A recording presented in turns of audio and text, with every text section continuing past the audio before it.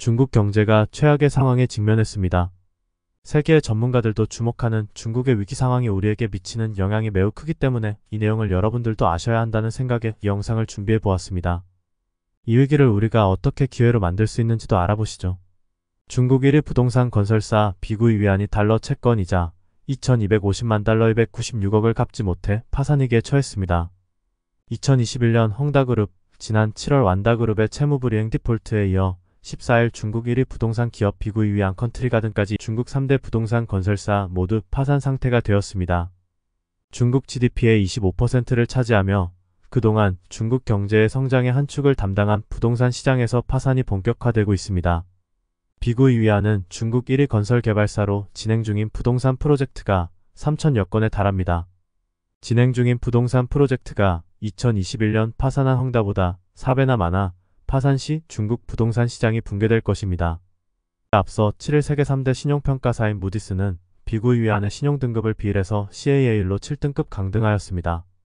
30일간 유예기간에도 이자를 갚지 못하면 9월 최종 부도 처리됩니다. 동시에 중국 국영부동산 개발업체인 시노오션도 2천만 달러 채권이자 미상환으로 디폴트 상태가 되었습니다. 사실 중국 부동산은 2010년 중반부터 자고 나면 가격이 오른다고 할 정도로 학군 좋은 곳을 중심으로 집값이 폭등하면서 수십 배씩 가격이 올랐습니다. 중국에서 일하면서 대도시에 아파트를 두세 채 사놓은 제가 아는 지인들도 모두 수십억 부자가 되었습니다. 2017년 중국의 PIR 소득 대비 주택가격 비율이 베이징은 42배, 선전은 39배, 상하이가 37배입니다. 세계 최고의 도시들인 영국 런던, 싱가포르, 도쿄, 서울도 제치고 중국 4대 도시가 PIR 1위를 차지했습니다. 즉 베이징 같은 중국 대도시에 집을 사려면 한 푼도 안 쓰고 40년을 모아야 장만할 수 있는데 이는 결국 자기 힘으로는 평생 내 집 마련이 불가능하다는 이야기입니다. 반면 서울의 경우 17배입니다. 주택가격이 천정부지로 치솟자 중국의 부동산 대기업들은 대규모 차입을 통해 토지 매입과 개발을 통해 외형을 지속 확장해 나갔습니다. 많은 기업들이 부동산에서 금융, 전기차, 음식료, 미디어, 관광 등으로 사업 영역을 다각화하였습니다. 마치 IMF 전 한국 재벌들이 대규모 부채로 문어발식 사업 확장과 비슷했습니다. 2021년에는 PIR 소득 대비 주택 가격 비율이 선전시가 58배, 북경시는 56배, 상하이는 46배로 버블 붕괴 당시 일본의 3배에 육박했습니다. 2020년 다급해진 중국 당국이 내건 구호가 집은 주거의 대상이지 투기의 대상이 아니다 였습니다. 집값 폭등을 방관하면 중산층의 불만이 누적되고 공산당 지배체제를 흔들 수도 있었기 때문에 중국 정부는 2020년부터 부동산 기업에 대한 3가지 대출 규제 3도홍선을 발표합니다. 즉 부채 비율이 70% 이상이고 순부채 비율이 100% 이상, 단기부채가 자본금을 초과하면 대출을 해주지 않았습니다. 저도 우리나라 건설기업 재무제표를 많이 봐왔지만 우리나라 대표 건설사인 현대건설, 삼성엔지니어링, 대우건설 모두 부채 비율이 100%, 200% 기본으로 나옵니다.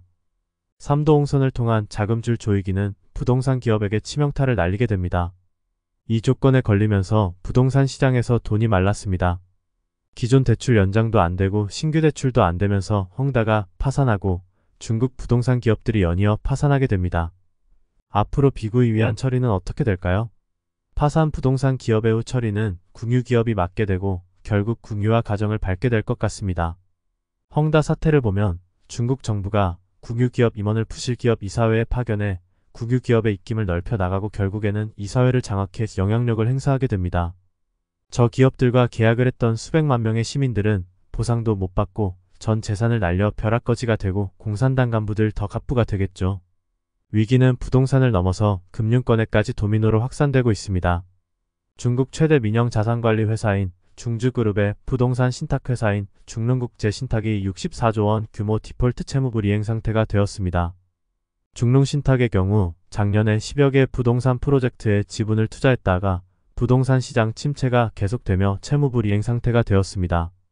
중릉 외에도 다양한 신탁회사들도 부동산 시장 침체로 인해 지난해 말부터 계속 디폴트 상태가 지속되었습니다.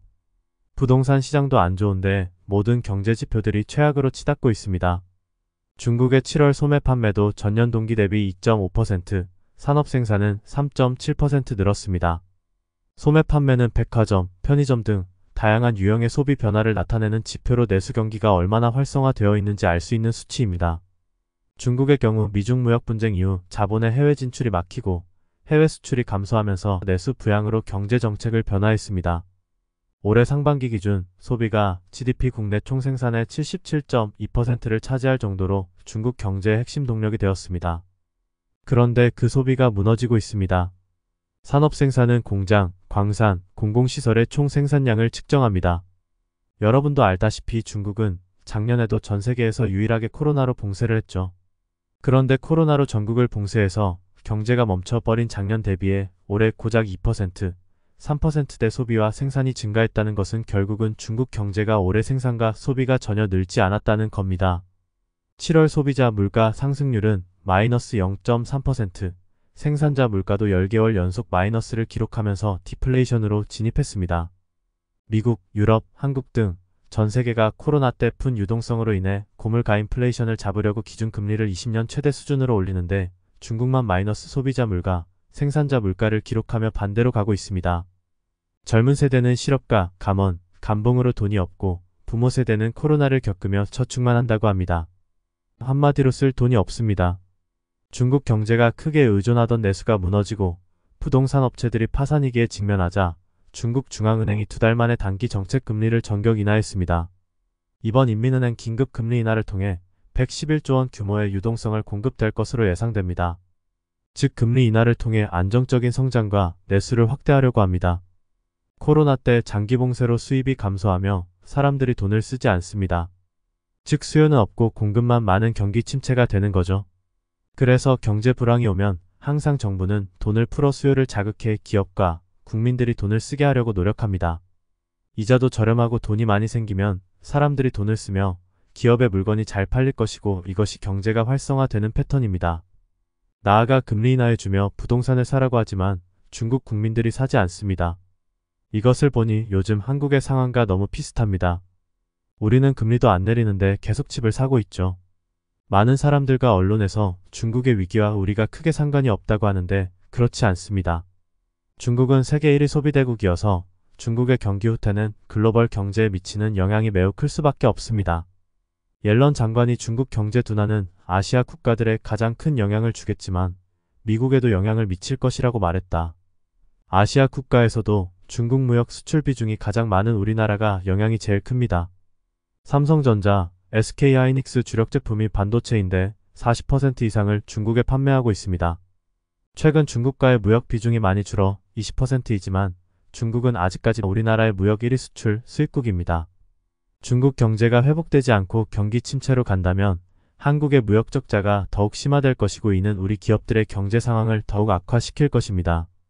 중국의 리오프닝 코로나가 끝난 후 경제활동 재개를 기대하며 중국만 쳐다보던 한국과 세계 경제는 닭 쫓던 게 지붕 쳐다보는 신세가 되었습니다. 이번 위기가 2008년 금융위기처럼 재발되지 않을까 전 세계가 우려하고 있습니다. 경기 침체가 몇 년간 이어지면 소비자들은 지갑을 닫을 것이고 이로 인해 경제활동이 더욱 위축되어 일본이 수십 년간 겪었던 장기 침체로 빠질 수도 있습니다. 이번 중국 부동산 악재가 금융시장에 미칠 영향을 보면 중국의 금리 인하로 돈이 풀리면 위엔화가 달러화 대비 싸질 것이고 원화도 동조화되어 싸지겠죠. 원달러 환율이 이미 1340원대로 급등했습니다.